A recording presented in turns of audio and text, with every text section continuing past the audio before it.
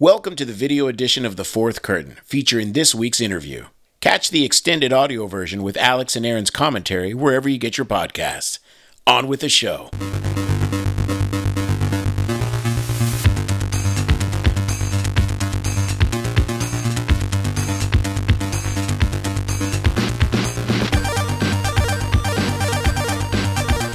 Welcome to this week's edition of The Fourth Curtain, friends. We're thrilled to be joined by the co-founder and CEO of Night Street Games, Mac Reynolds. If you aren't familiar with Night Street Games, you will be soon. They're working on their debut title, Last Flag. And Mac is no stranger to the world of entertainment, having been for the last 15 years or so the longtime manager of musical powerhouse Imagine Dragons. When I told my kids you were coming on, they lost their minds. In fact, Night Street Games is a true family venture. Mac co-founded it with his brother Dan Reynolds, lead singer of Imagine Dragons. I got a sneak peek at Last Flag earlier this year, and it's already looking pretty fine. Max, great to see you. Welcome to the show. How are you doing? How's everything going? Where are you? Thank you so much for having me. What a kind intro. I'm at home. I'm in Vegas at my home office. Yeah. Nice. Right on. Third generation, born and raised. Oh, wow. Really? That's cool. Yeah. Marty lives in Vegas. Have you met Marty O'Donnell? I don't think so. I'm just starting to get to know. There's a little bit of a gaming crowd here in town that I'm just starting to get connected to, which I'm pretty excited. I live in a little pocket that's rural. We got goats and chickens and things like that. Nice. I was going to ask, the first generation that ended up in Las Vegas, what were they doing there? Do you know? Yeah, actually, fourth generation Nevada, if you can believe it. I think it's really rare. The first one was a lawyer, I think, and actually, I'm also a lawyer. Well, recovering lawyer. Recovering lawyer, yeah. That doesn't fall far from the tree, is it? I guess, yeah. It's every generation warns the next generation, don't do it. It's a terrible idea. And then we're stubborn and we do it. It's it's a terrible curse. I know a lot of folks who have JDs who don't practice. Do you still practice, or you don't practice? You just use all that knowledge? I'm so OCD. Juris Doctorate. It's you can call me Dr. Mac if you want to. Okay, it's probably inaccurate. I let my license go to inactive for the first time a year or two ago, and it was very hard for me to do, actually. But it was actually fantastic, because now when people ask for free legal advice, I can say, look, ethically, it really would be wrong for me to do that, even though I really, really want to help you. It's been really valuable for me. But it is kind of cool. Doc Mac would be your name. That's not bad. Yeah, don't give me ideas. I don't need any more gamer tags. Yeah, I was gonna say, what is your gamer tag? Mac the Knife. Okay, all right. Is it really? Yeah, it is. That's good, dude. It's also my Discord name, which everybody in my whole company has, very formalized, NSG, names. And mine still is Mac the Knife. I'm add 420 to it at the end. Okay. Yeah. Nice. All right. Well, why don't we start with Night Street? Sure. What is Night Street all about? What is Night Street Games all about? And is it Night Street? There's Night Street Games. Is there also Night Street Entertainment? There is a Night Street Records. So we have a little record label as well. We started, 8 or 9 years ago. Only 2 artists on it, K-Flay and Benson Boone. Benson's had a huge couple of years, which is awesome. Games. This is different. Night Street Records, you could call a side project. This is the main event. Dan and I grew up playing games, super inspired by LucasArts, Sierra Games, Delphine, all these studios that were just a huge part of our childhood experience. And talked about making games for years. Dan, a pretty decent coder, actually does a lot of work in C#. Builds games in Unity. He actually builds little games that he'll secretly upload, anonymously, and that's awesome. Just because, that's how he unwinds after a show. Are there any that are linkable that we could put in the show notes? Yeah, I could. I'm sure I could. You know what? The easiest one is the public one. So there's one that they did for the last. Dan did for the last album release, and I gotta find it. I think it's called Loom, but it's a dancing game. It's very, very simple, but it's pretty catchy. It's a rhythm game. You move this guy back and forth across. It's rhythm mixed with Candy Crush or something. It's really interesting. Love But it. yeah, and then I do like 3D modeling and animating. I did that when I was a little kid growing up, and I still tinker. I've realized how bad I am now that we have like a real team. I'm like, oh yeah, I can model an axe for you. Let me just go in and like, I turn it in. It's like crickets. It's like, okay, like my edge loops might not be perfect. It's like, so yeah, it's very amateur. What are you using? What software? I just use Blender these days. I use Maya, but No, I like Blender's the Blender. way to go now. Oh, That's the dude, future. Blender, and it's like every day it gets better. I love Blender. I'm a huge Blender fan. Nice. Have you seen Flow? All Blender movie. Yeah, it's the one with the cat, but no dialogue. But it was made entirely in Blender. And Aaron, I rented it to watch on the plane ride back from Chicago, and I didn't watch it. I got distracted. Oh, so you haven't seen it? I haven't seen it. I think I've got like 6 days left to watch it before the rental expires. Watch it with kids, with your family. Like we put it on and everyone was glued to the TV. Oh, I gotta check this out. I'm not so impressed when people are like, I shot my movie on iPhones. But if you tell me you made a movie in Blender, I was just seeing that like 28 days later was shot on iPhone. No, 28 years later was shot on iPhones. And I was like, which kind of blew my mind having seen the movie. But yeah. But what are y'all using in your studio for software for the game? So we actually built it in Unity first because it's great to build in a different platform and port. I guess I recommend it for everybody. We grew up like making games in Unity, and Dan especially like follows like all the big Unity creators and coders, and so we kind of like that's where we're comfortable. And then we reached kind of a critical point where we knew we could finish the game in Unity. We could technically pull off what we wanted. But if we were going to make a change, it was like, okay, now's the time to figure that out. And yeah, for various reasons we could get into, but I hope we don't. We decided Unreal was a better home for the type of game that we are making. That's not wholly uncommon. I've heard that before, but that's a big switch. Was it really painful for you guys, or did you do it at a time where it's like, you know what, this kind of all worked out? Or as weird as it is, and I'm not trying to like recommend it to people, but it was phenomenal for us. The hardest thing was we had to like level up our team. We had to like hire new people, and then we had to train people who were there, and and we didn't want to lose people in the process, and so we really tried not to do that. And but the switch was really positive. I mean, we came in at a great time because we had just spent like 6 to 8 months just on core game loop and really just workshopping it over and over again. So we felt like we had a super clear picture of what we wanted to build. And so, being able to build that without the tech debt, like just knowing what you want to do was really helpful. And then there was a B, and I don't remember what it is anymore because I get so excited talking about the A. I guess the B was the timing with Unreal. Being able to use Lumen, Nanite, some of these things. If we had started, we may not have. Making that transition could have been harder, but for us, it was kind of a no-brainer. So we're in 5.5 right now.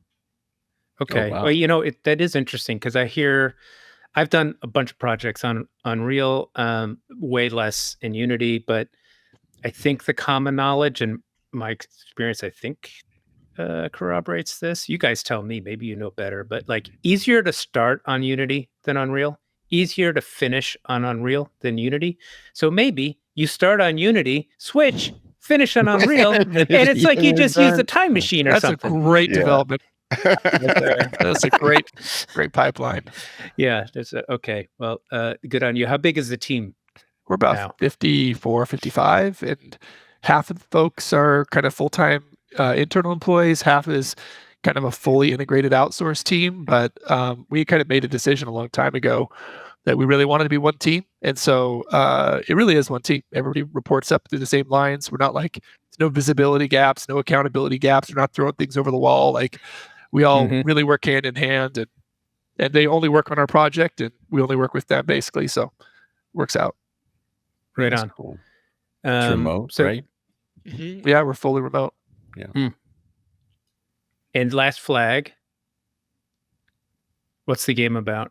I know what the game's about, but tell the listeners what the I'll game's tell about. the listener what it's about. So, and when is it coming out? Do you have a release date? It's going to come out next year.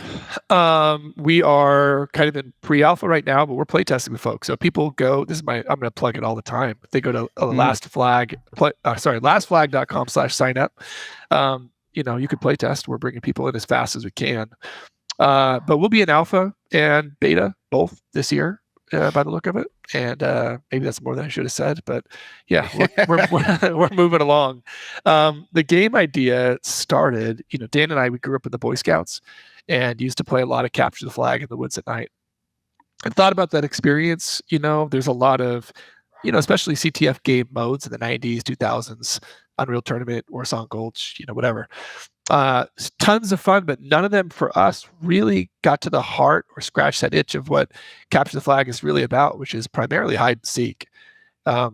These game modes were more of, hey, this is your location, this is my base location, payload escort, basically.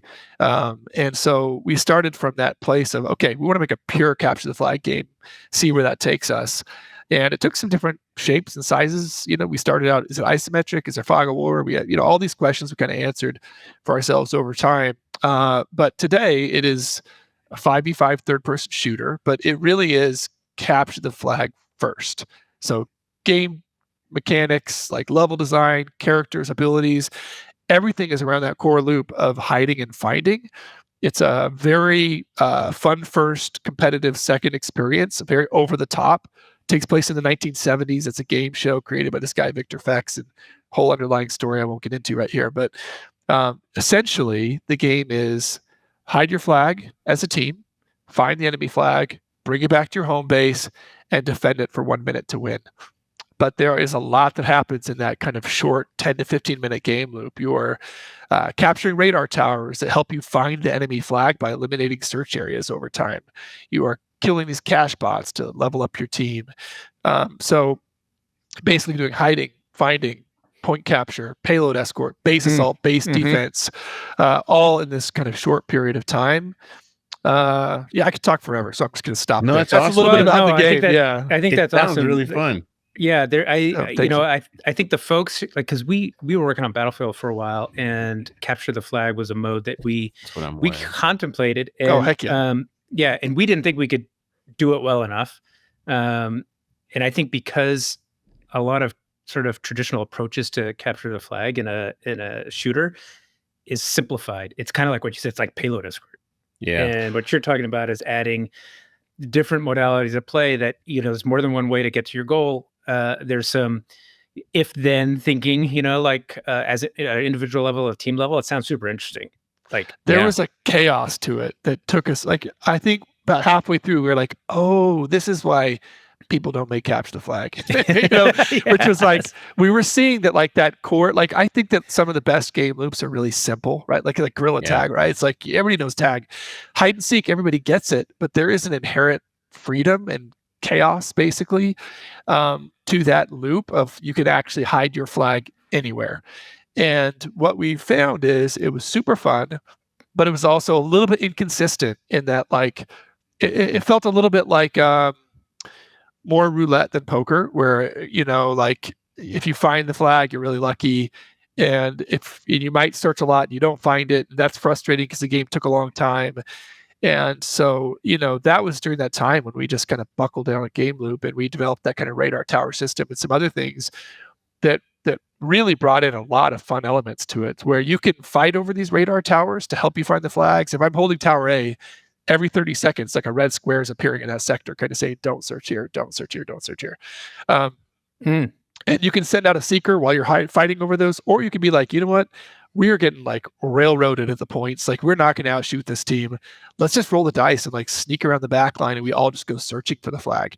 And that is, like, a total viable possibility. You trade off some things, you lose some things, you risk some things, but that's where the fun is all the decision points you're constantly making.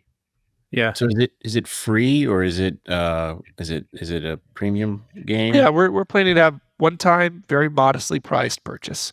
That's our goal. Cool. We really want, like, a holistic experience where you're going to get the core of it, and it allows us as a team, honestly, to just for now to really be able to focus more on like having that player experience be great, rather than just like filling a huge pipeline of content, which can be hard. Yeah. That's cool. I think a lot is going that way. I think people are realizing A, those games are hard to stand up, and B, I don't know if there's appetite for 100 free-to-play games in my life. Yeah, it's nice to have a library too. I don't know if you're going to be on Steam or not, but I have a back library where I'm like, okay, buy it now. It's and then it's just in my library, and then it's like a comfort blanket. It's there if you ever need it. It's like I think I have some like watch queues of movies. It's it's like similar thing for me. Yeah. All right. Well, it sounds the company and the game sound amazing. I think anybody listening who isn't sure sort of like what the trajectory is on the kind of the game development side, I hope feel good that there's so much care and effort being put into. Like, how many years in are you on this game now? Oh, we're a few years in. I mean, it's been. It's hard to know where to start. I just started with like sketches, and then Dan like did like voiceovers and animations and music, and I got to give him credit because he really. We both always were. I found like a thing from 3rd grade the other day that was like, what do you want to do when you grow up? And it was like run a game studio. And I was like, that's like kind of weirdly specific for a 3rd grader. So wait, I think run a game studio? Like, yeah, it was like, or I think it said own a game studio. I don't know. Like, but yeah, I know it was a little weird. I would have tapped your 3rd grade self on the shoulder, and be like, dude, I don't know. Well, my point being, even though there's something we both want to do, like Dan, I got to give credit, like really was a genesis. Like he put a lot of, at some point in time, I'll have to share because his early vision was really funny and a little different than where he went. It was a little darker. But he was like cold calling, I think he like literally like Googled like how to meet other coders and like, was like interviewing random people through like contractor websites. And then we jumped on and started doing interviews together. And it was very like it, and then we hired somebody, and then they like were like, wait, you look kind of familiar. What's your like, and then they made it connected, and it was a really fun process. But my point being, it's hard to know where it started. But yeah, it's been a few years, and yeah, I got asked recently, what would you tell somebody who's not in the game business that you saw and learned about being in the game business, right? There's like a million things I could say. But the one I was thinking about at the time was like so many outsiders, I'm like, does it really take that long and that many people and that much money to make a game? Like really? Like that I know it's cliche, right? And then like here I am like a couple of years later and I'm like, oh yeah. It's, I get it. Done. It's not just like some bloat thing. Like it's really hard to make a game. Yeah, and you look back and you're like, oh, this took so much time. What could I have done to go faster? And you're like, oh, fuck. I don't know. Had an 8-ball. Yeah. All right. Well, let's rewind a little bit. You said something earlier about how you guys were Cub Scouts, or Boy Scouts.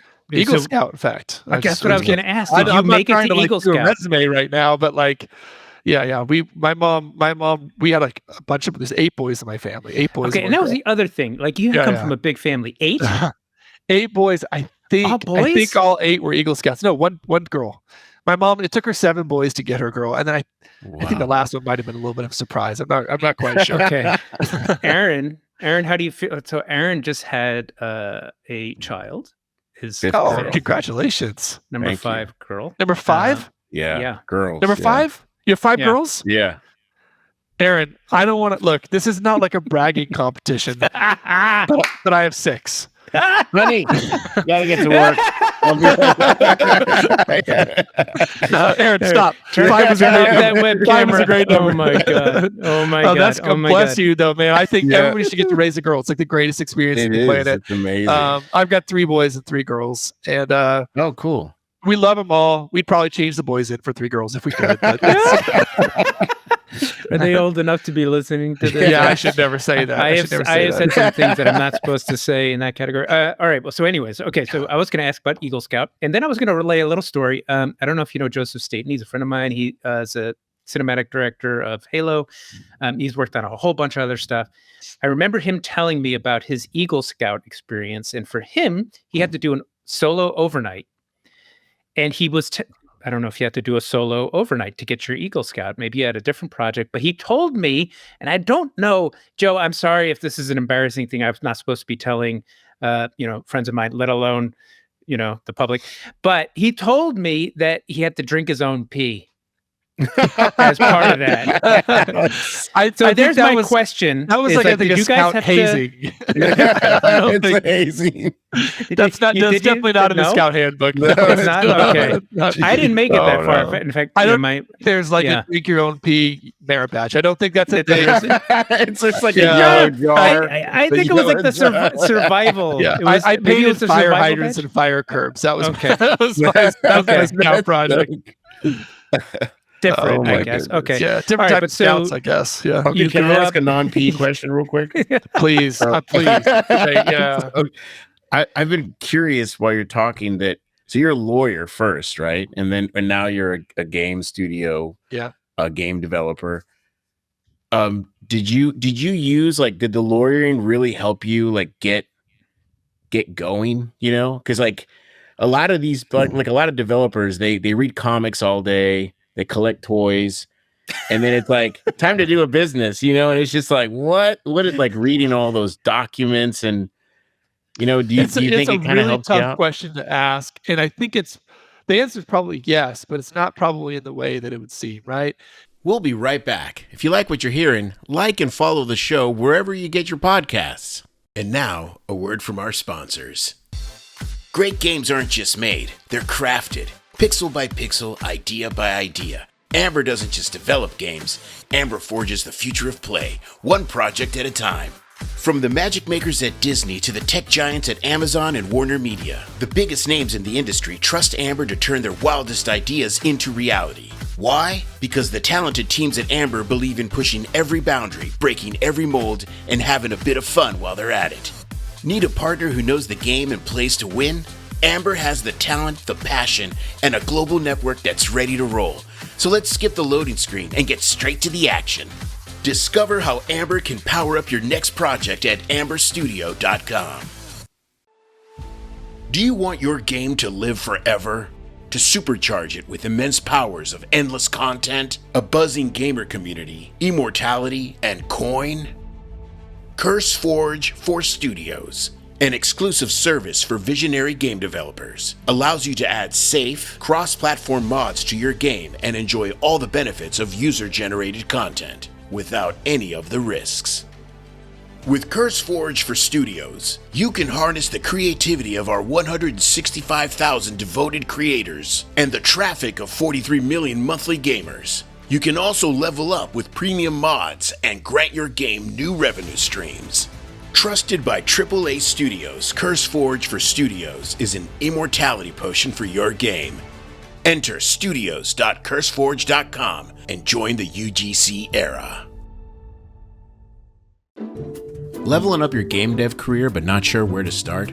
Maybe you're trying to break into the industry, looking to connect with other people who are making games. Consider joining the International Game Developers Association, the IGDA, the world's largest nonprofit, member-driven professional association serving all individuals who create games. I was in the IGDA in Chicago, met a lot of people, great way to network. The IGDA exists to support and empower game developers around the world in achieving fulfilling and sustainable careers. Discounts, educational and advocacy-based resources, mentorship, and solidarity across 160 plus chapters. To join the IGDA, visit igda.org/membership and use the code IGDA 4th Curtain 15, no spaces there, to get 15% off 1- and 2-year memberships, as well as a student membership. Joining the IGDA is a great move for your career, and as a nonprofit supporting everyone making games, it's a great move for the whole community. Join today.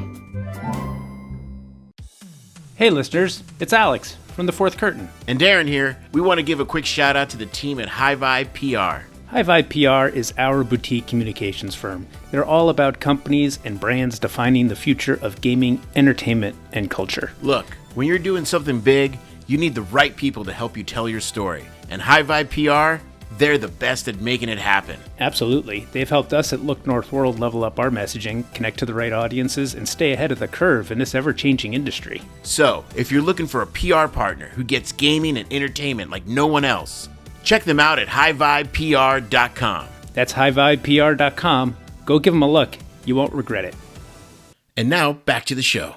I grew up in a very kind of practical family. Like my mom is just super smart and very, like we all took piano lessons many years. Like there was a lot of like stability and like focus on education. And so for me, I always enjoyed creative stuff. I used to songwrite growing up. I did 3D modeling, animating, like I said, a lot of stuff like that.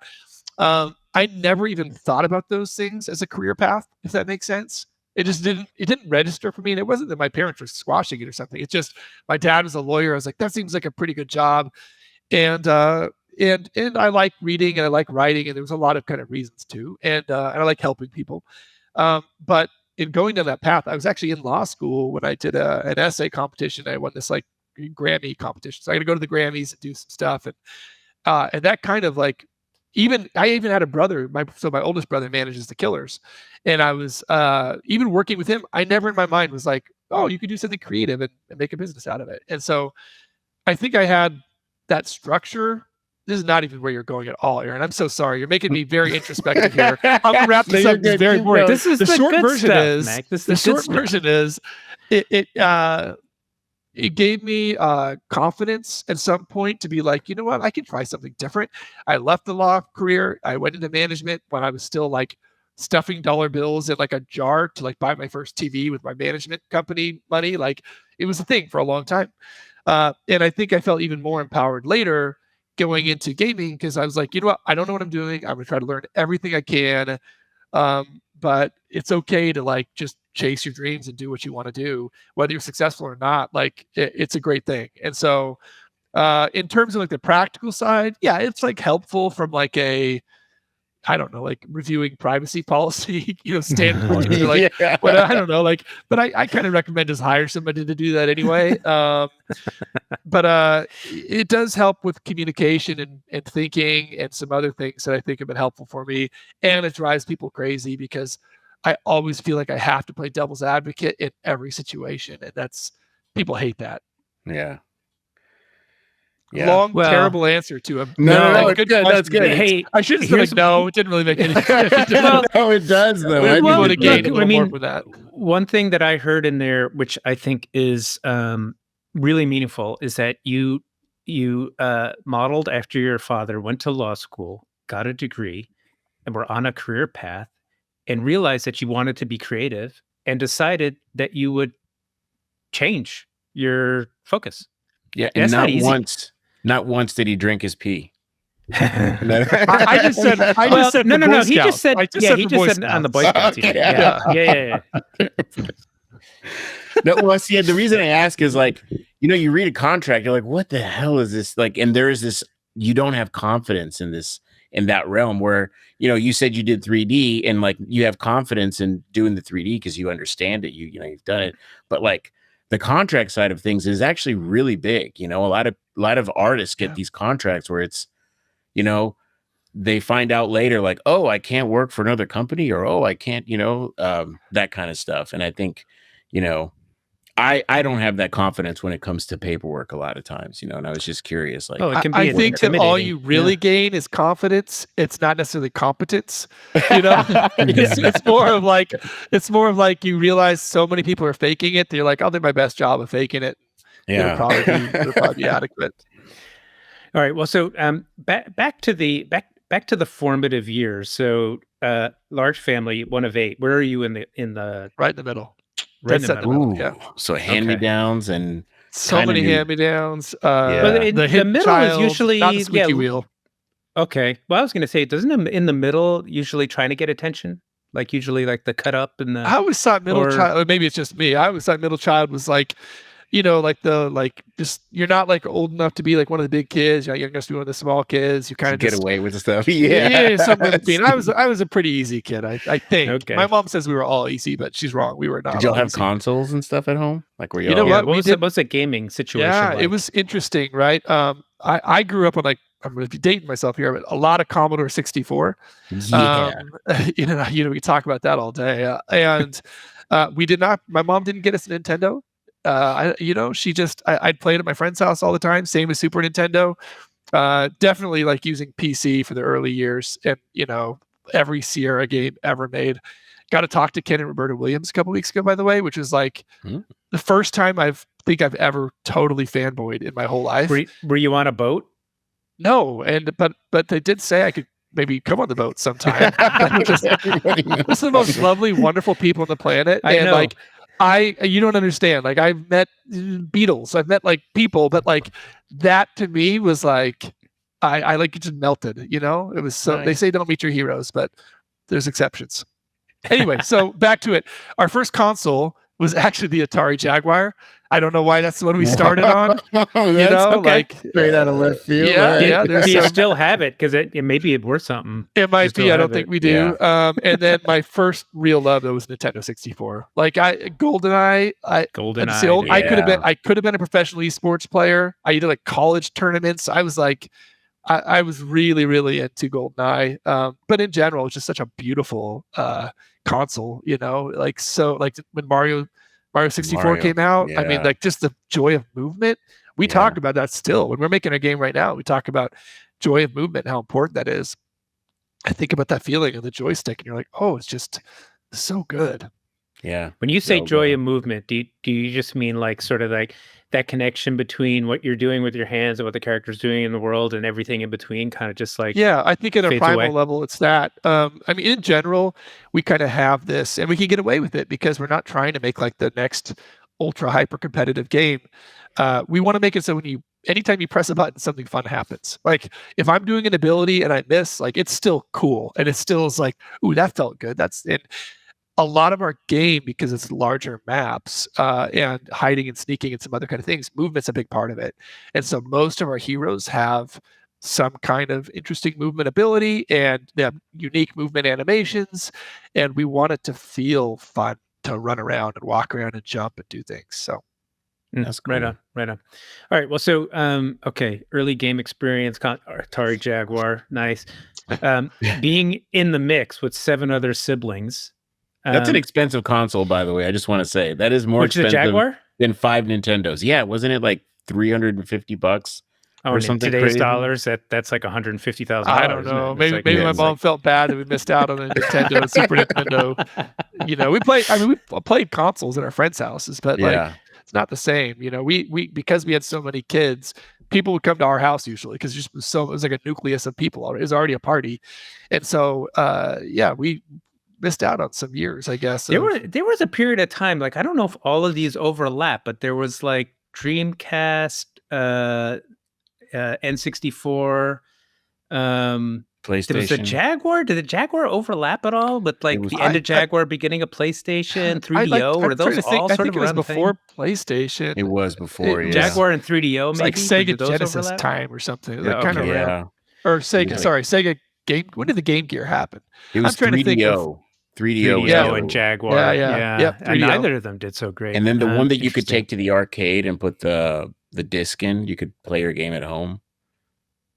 Really? What was that? Which one was that? I don't know. I never heard about the Neo Geo. Neo Geo. Thank you. Neo Geo. Yeah. You had a little memory card. You could take it and like save. I didn't your know anybody with a Neo Geo. No, because it was like $800. It was so expensive. Well, you know all the prices. Do you guys remember the mini disc players? Did you guys ever have a mini disc player? Yeah. I thought that was going to be so cool for a while. And I don't know what happened. That was a format. I think Michael Jackson owned the license to that technology.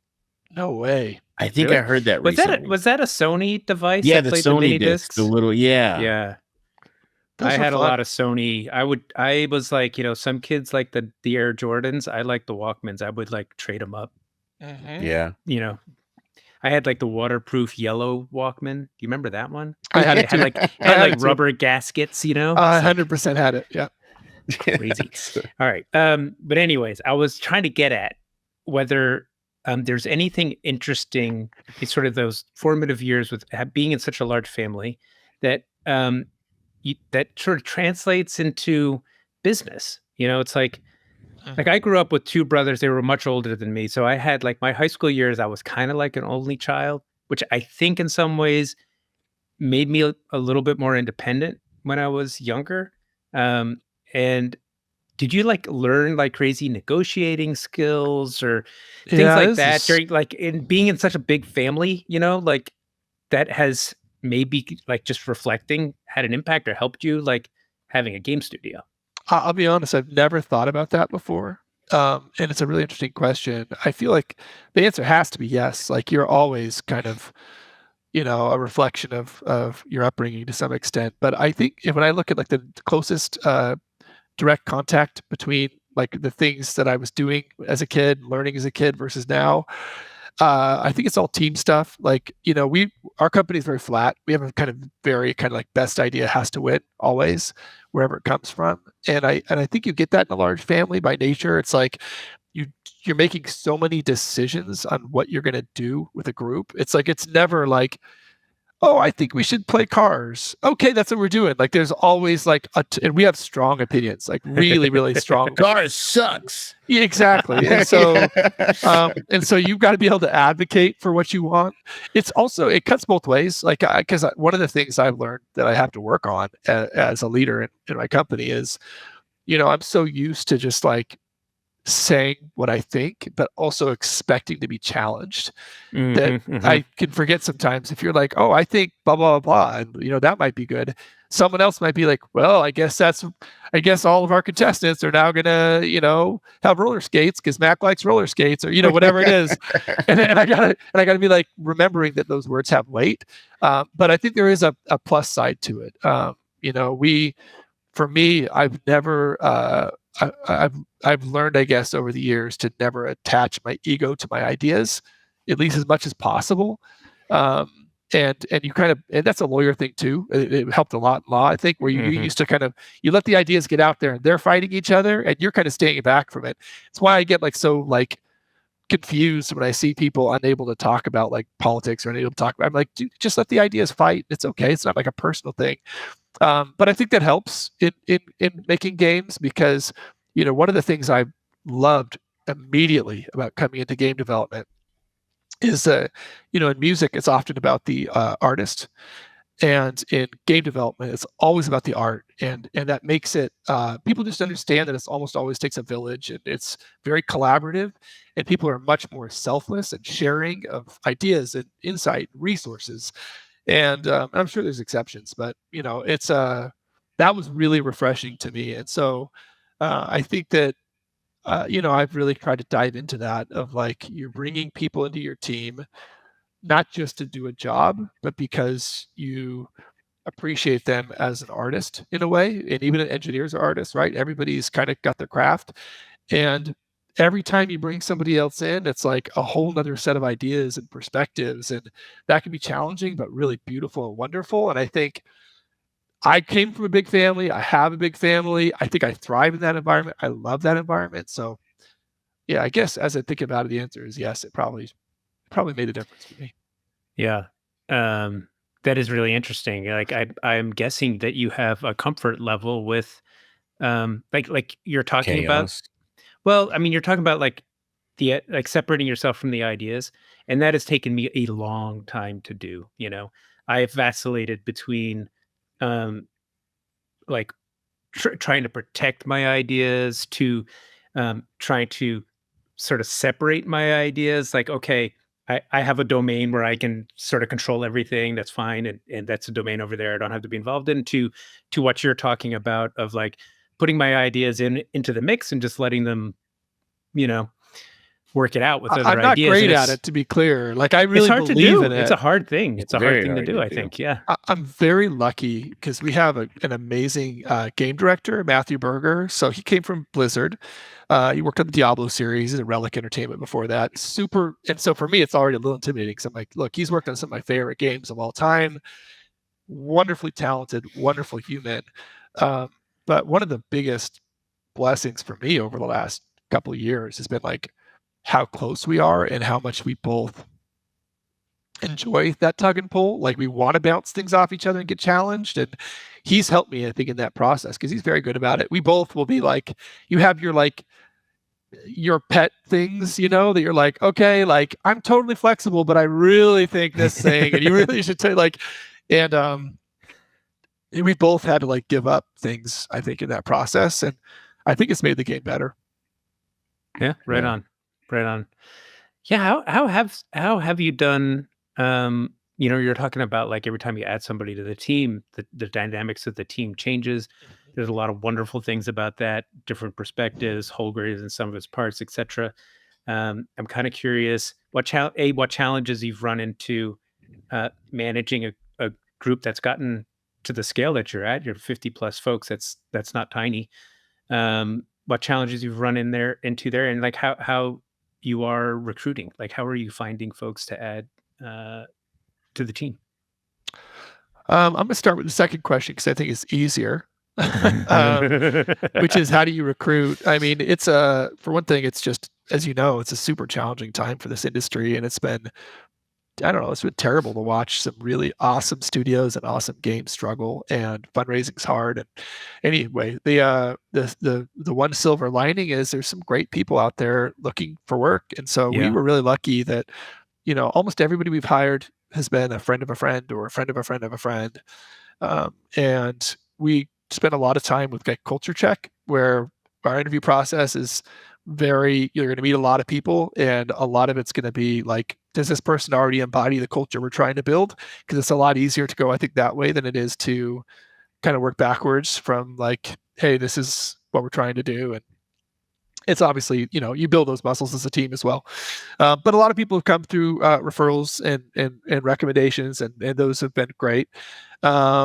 The challenges, there's been a lot of challenges, I would say, as with any team. One of the biggest ones is just size. Everything changes with size. Like our first 20 hires, like I would never hire somebody until they had sat in on like 2 or 3 team meetings and like play tested with the group and done all kinds of stuff. And when you're running super fast towards a deadline and you haven't hired your social media manager yet or whatever, like it's like hard. It's like a lot of people on the team, we're all doing different things.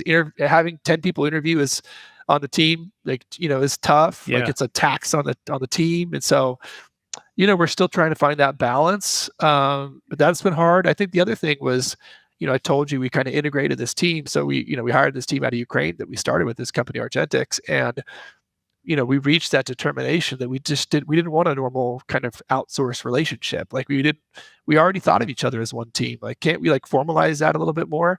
That took a little bit of time because you've got 2 companies, different structures, different cultures, different whatever. And figuring out how to have feature teams that cut across everything, and having, starting to set up some of those like rhythms as a team that's very unified took us a while. We have an amazing general manager, executive producer, John Jelinek, who really helped shepherd that process for us. But the end result is great because now we're all Night Street. You know what I mean? Like, it doesn't matter. Yeah. That's really interesting to me. Like, and I don't know if this is a little too into the weeds for listener, but let me explain why it's interesting to me before I ask you a follow-up question, Mac. Team structure is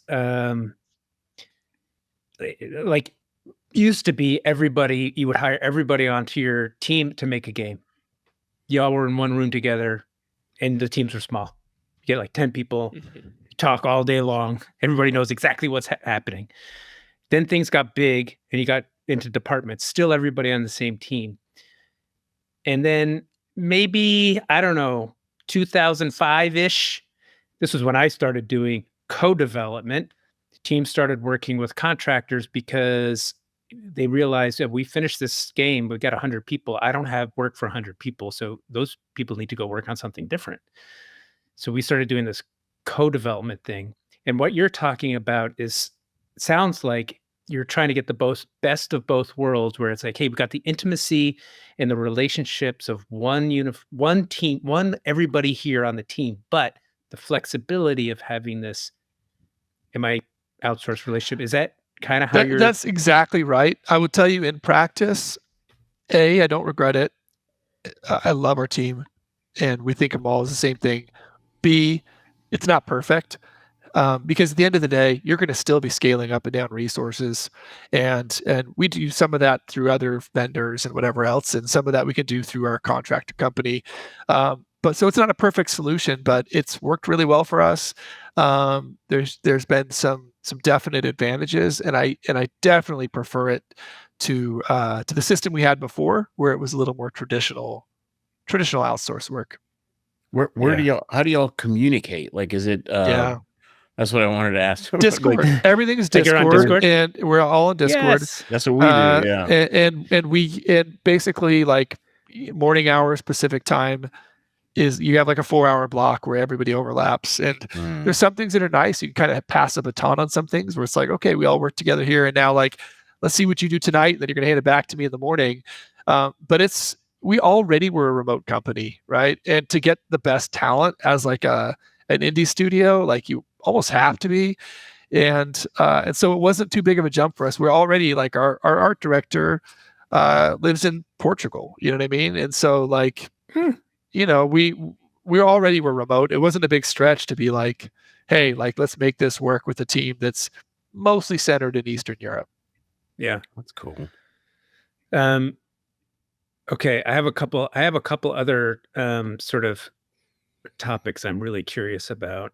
One, I think I may know the answer to the first one, which is just like, how are you approaching the business side of this? Are you raising money? Are you self-publishing? Are you working with a publisher? Do you have, like, go-to-market figured out? Or are you, like, doing a community first kind of, like, what's the biz plan around the launch?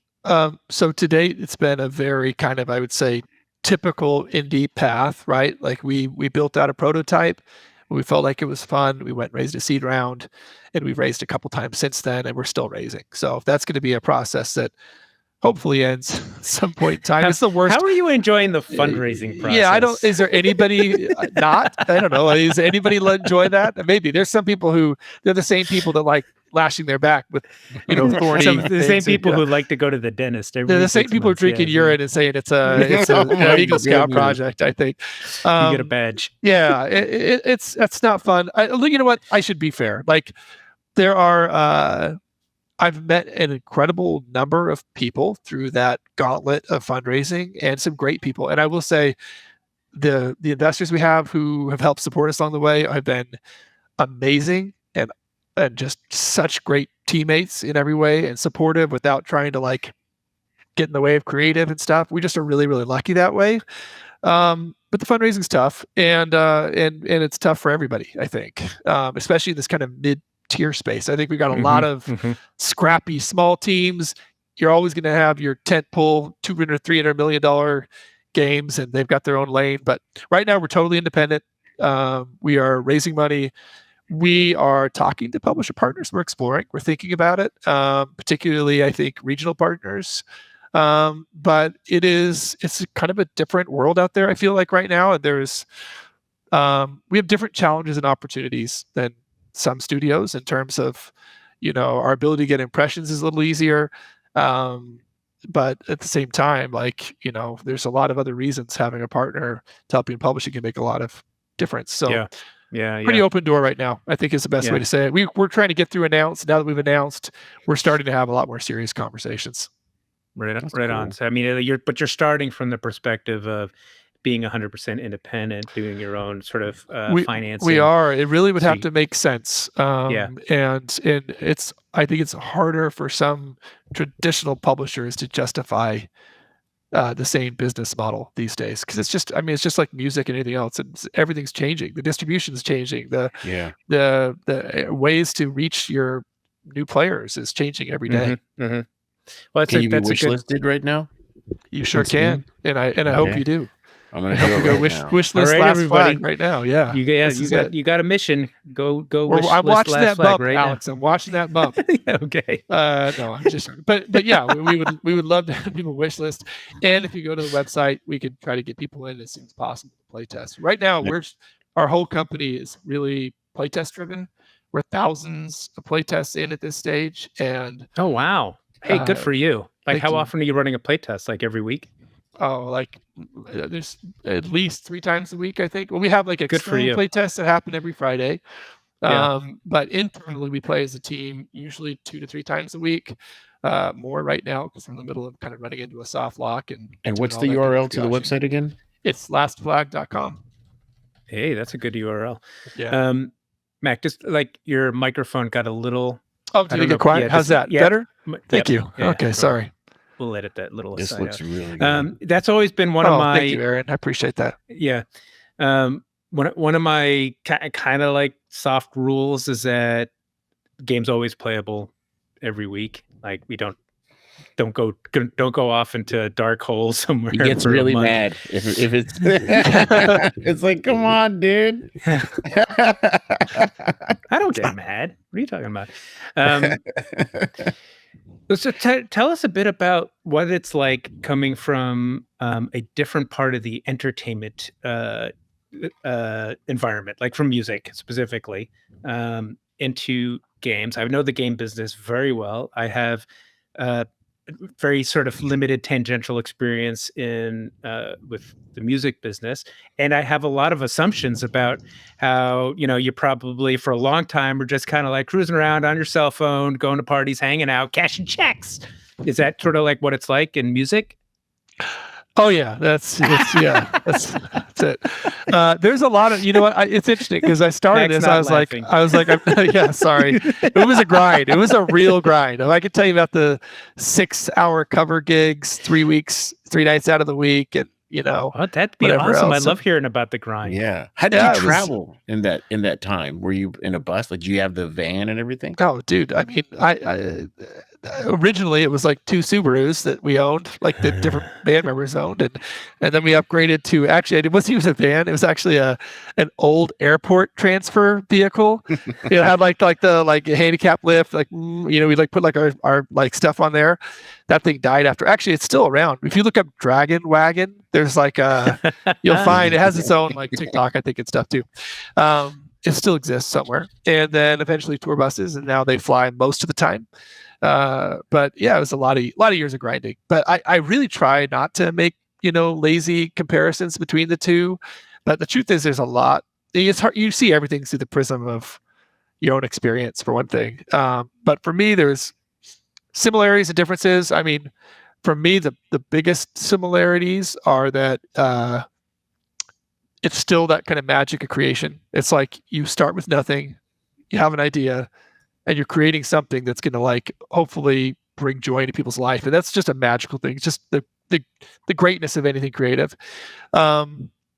It's also very much about the, whether you call it the listener or the player, it's about the community. At the end of the day, everything's about the community. Whatever you're doing is like you're creating something that's sticky, that's like pulling people together. Even single player games, it's about the community, right? It's like people want to come over and talk about the experience they're having playing whatever the new game is and have that kind of water cooler moment. I think those are more important than ever. I say this, I've had 0 success, so like take it with a grain of salt, but my theory is with songwriting, if you're trying to write for radio, if you're trying to be like, I'm going to make a radio hit, like good luck to you, like you're not going to do it. Great creativity, I don't think comes out of that kind of business model backwards kind of approach. And so I think in gaming, I've tried to follow the same thing, which is you're only going to make something great if you feel inspired and trying to be creative. And you can't just say, hey, it looks like there's a market for this, and that's what we're going to work backwards from. What else is different? Gaming is a very magical mashup of mediums. Like you have so many kinds of art all together, right? You have like music and songwriting, and you have like sound design, and you have like written things, and you have visual art, and it's interactive. Only thing that holds a candle to it is food for me.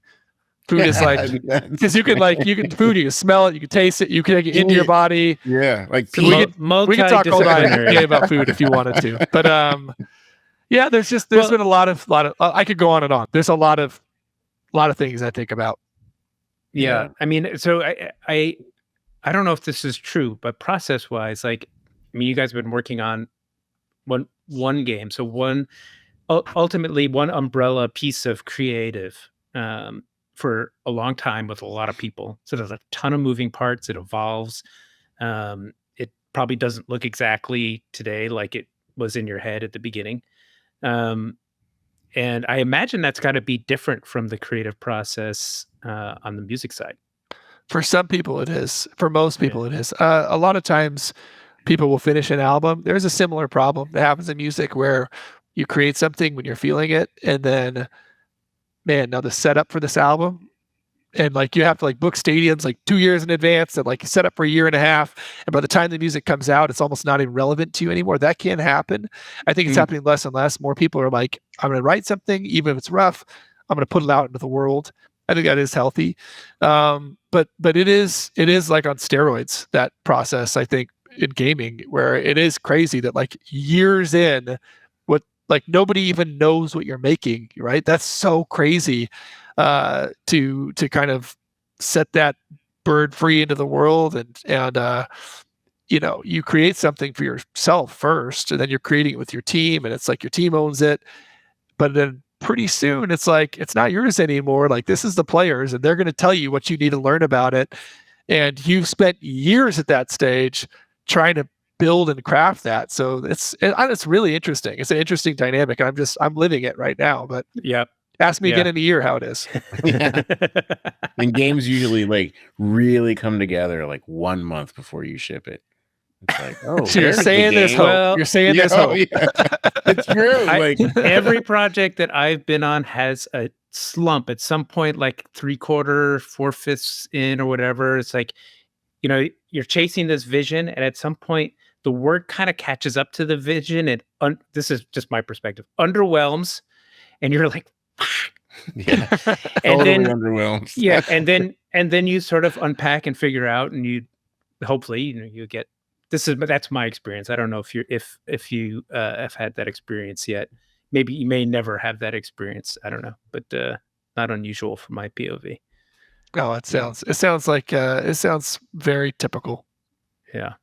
It is a magical craft, though. Cool. Mac, thank you so much for hanging out with us. Yeah. So we can actually direct people to come and sign up for testing to play test? Yeah, please. So you're not going to get in today when you sign up, but you'll get in really soon. We're funneling people in as fast as we can. There's play tests happening right now on a weekly basis. So you go to lastflag.com/sign-up, or just go to lastflag.com if that's easier. And we'd love to have people come in and play. Right on. Aaron and I will be there. Wishlisted on Steam as well. Thank you, Aaron. I need to bring you into all my interviews. I'm so bad. I get through the end, and it's like, oh, I never talked about the call to action. That's this is a new thing move. too. Like this didn't used to happen. Now getting wishlisted on Steam is very important. Yeah, because Steam emails everyone, "Hey, game on your wish list is available." And what it is at the end of the day, with every kind of entertainment, people care less and less about anything beyond organic, natural, word of mouth discovery. And so the Steam is a great place for discovery. Yeah. And you're limited in the place where you get it. You can go social, you can go creators, you can go Steam. There's not a lot of places. Yeah. Yep. It's the world we live in. Right on. All right. Well, great to see you, Mac. Good luck with your alpha and your beta.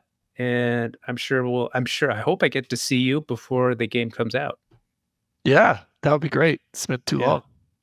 Right on. Thank you, guys. This was a lot of fun. Appreciate you. Yeah, no, thank you. Nice meeting you, Doc. We'll see you around. Yeah, good to meet you too. Come play sometime, guys. We'll set something up. Yeah. All right. I'll play. Awesome. Let's do it. I'd love that. Okay. All right. Thanks, guys. Yep. Cheers. Thank you for listening to the Fourth Curtain Podcast. Visit us at thefourthcurtain.com to find our monthly newsletter and support the show via Patreon. The Fourth Curtain Podcast is a production of Fourth Curtain Media. Lovingly edited by Bryen Hensley of Noise Floor Sound Solutions. Production support by May Lee with community management by Doug Zartman and art production by Paul Russell. Thanks again for listening.